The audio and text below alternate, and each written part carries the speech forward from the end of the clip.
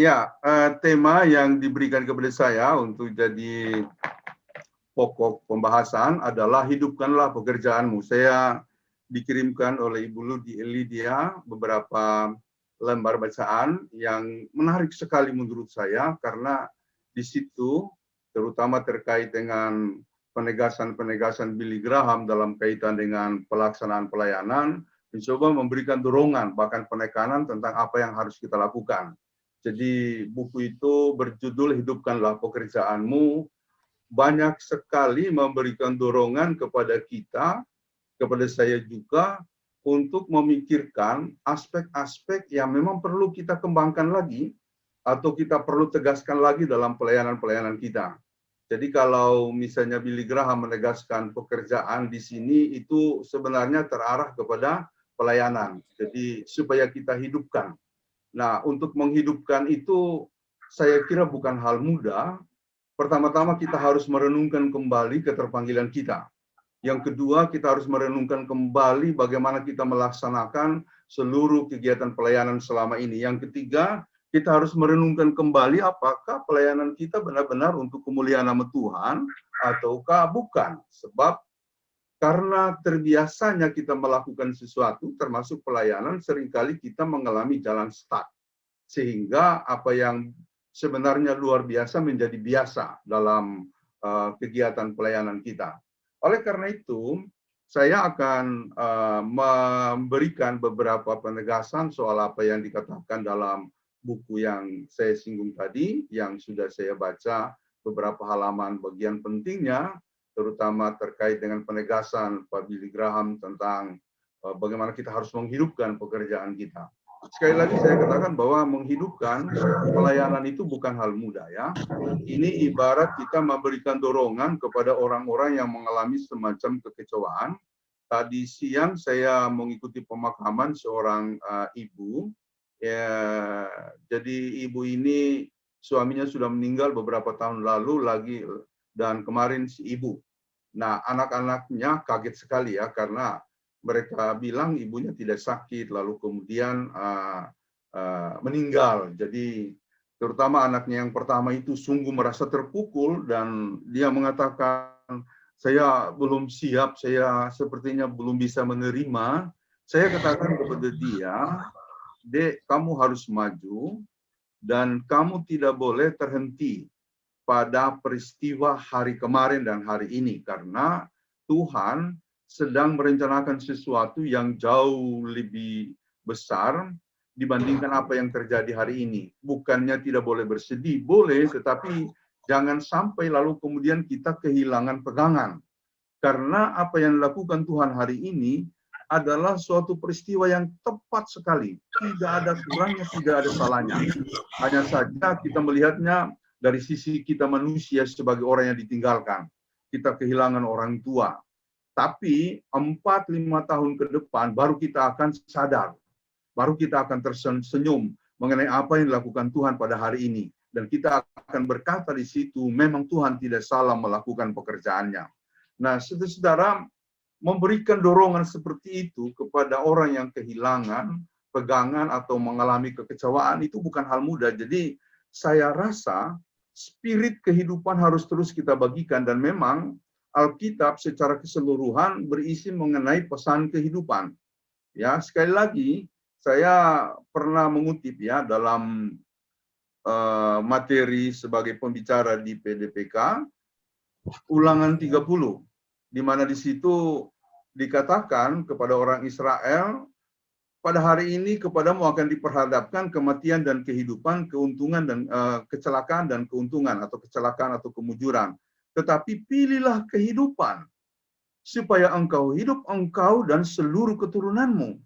Nah, mesti kita berada dalam kondisi pandemi yang belum jelas kapan berakhirnya, lalu kemudian membuat orang mengalami kesulitan yang sangat-sangat nyata. Kemiskinan juga bertambah. Dari beberapa laporan yang saya ikuti, kemiskinan kita makin bertambah ya. Barangkali kita yang mengalami dampaknya. Kita belum tahu kapan berakhir. Nah, kematian terjadi setiap hari sangat tinggi. Ya, walaupun vaksinasi sudah dijalankan, tapi ternyata masih tinggi orang yang terpapar COVID. Belum lagi kalau nanti kita menunggu hasil setelah mudik kemarin. Ya, kita tidak tahu apakah akan bertambah lagi. Nah, bayangan-bayangan kekhawatiran, kecemasan, bahkan yang paling tinggi kematian, itu ada di lingkupan kita, di sekitar kita. Tetapi kata firman Tuhan, pilih kehidupan, bukan kematian. Jadi apapun yang terjadi sebagai kondisi berat kehidupan kita pilih kehidupan. Nah, ungkapan ini mau memberikan tanda kepada kita bahwa memang kita harus menggerakkan hidup kita pada posisi kehidupan bukan kematian. Termasuk kita harus menggerakkan kehidupan itu dalam bingkai pekerjaan kita termasuk pelayanan kita.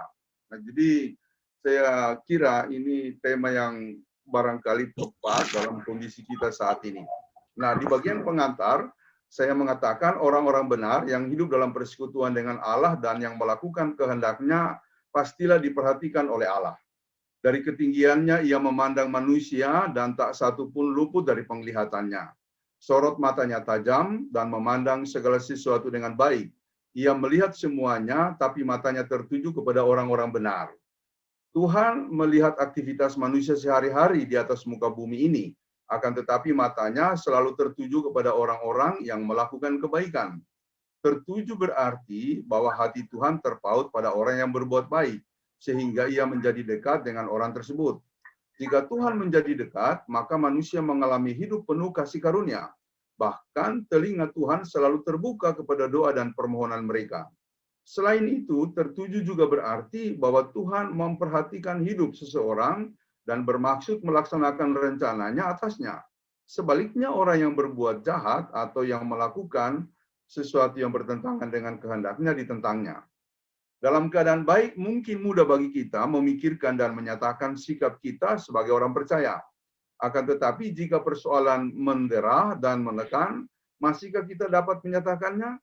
Bukankah sering terjadi dalam kondisi sulit pula rasanya untuk beriman kepada Kristus?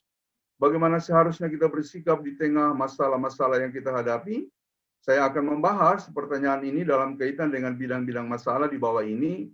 Dalam setiap bidang masalah tersebut akan disoroti sikap dan peranan kita dalam pelayanan. Jadi sekilas dari pengantar ini saya mau mengatakan bahwa Tuhan tidak pernah menutup mata terhadap kehidupan kita. Dan ingatlah, mata Tuhan tertuju kepada orang-orang benar. Jadi itu adalah penyataan firman. Mata Tuhan tertuju kepada orang-orang benar, tetapi Tuhan menentang orang-orang yang fasik.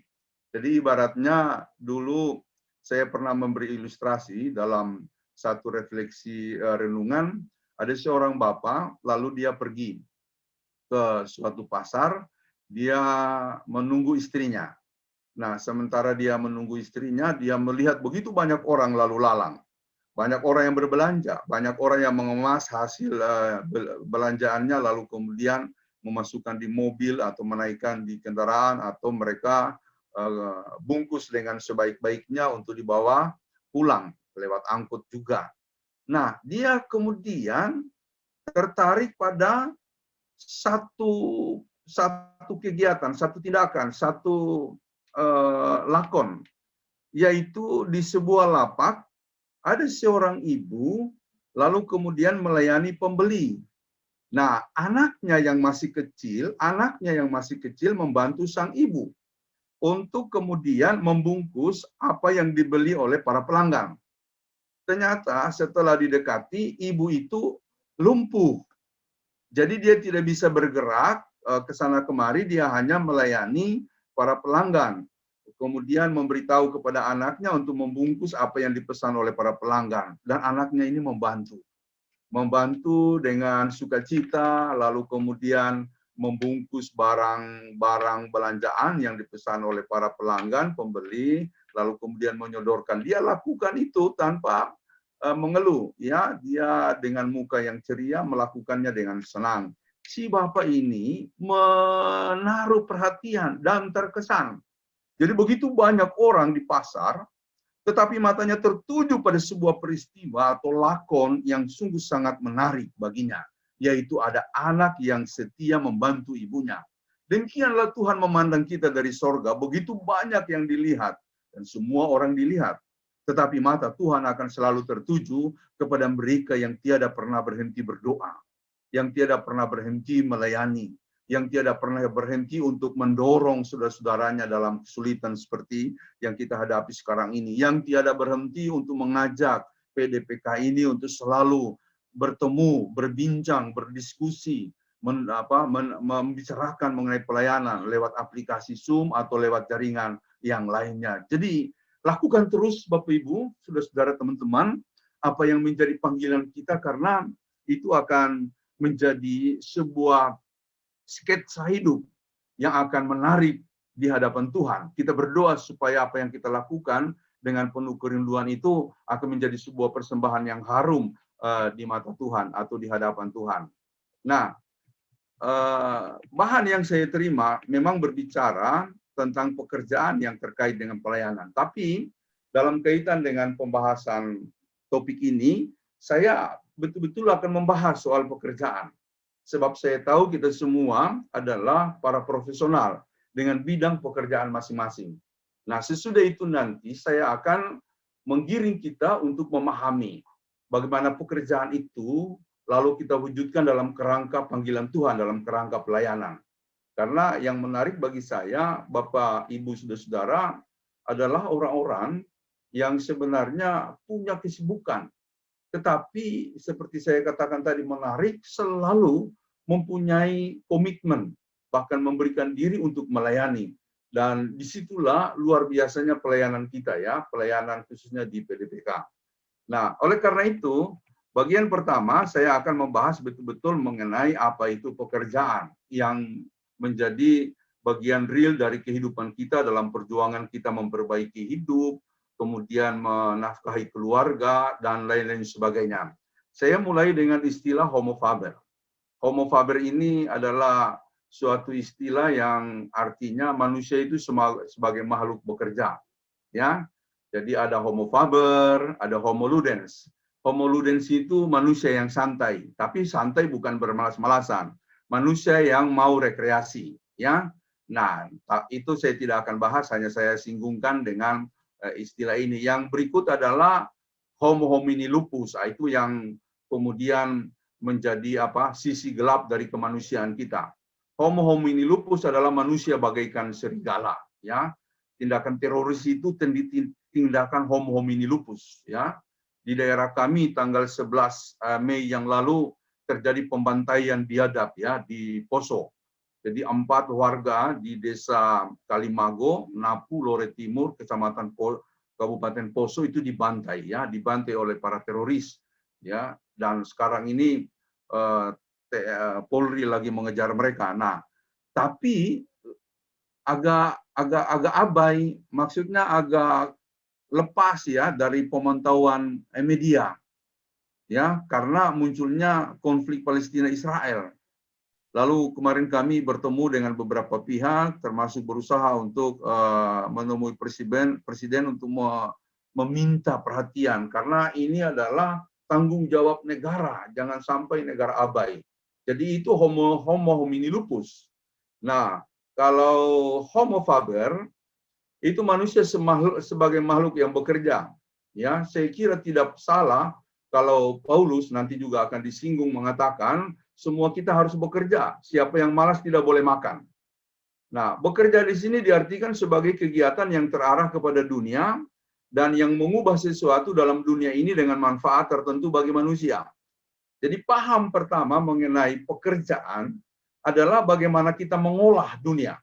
Ya, kodrat kita memang sebagai makhluk yang diamanatkan atau menerima mandat dari Tuhan untuk mengolah dunia. Jadi bekerja adalah bagaimana kita mengolah dunia, mengolah sesuatu dalam dunia dengan asas utamanya yaitu asas manfaat. Membawa manfaat bagi diri kita dan juga bagi sebanyak-banyaknya orang.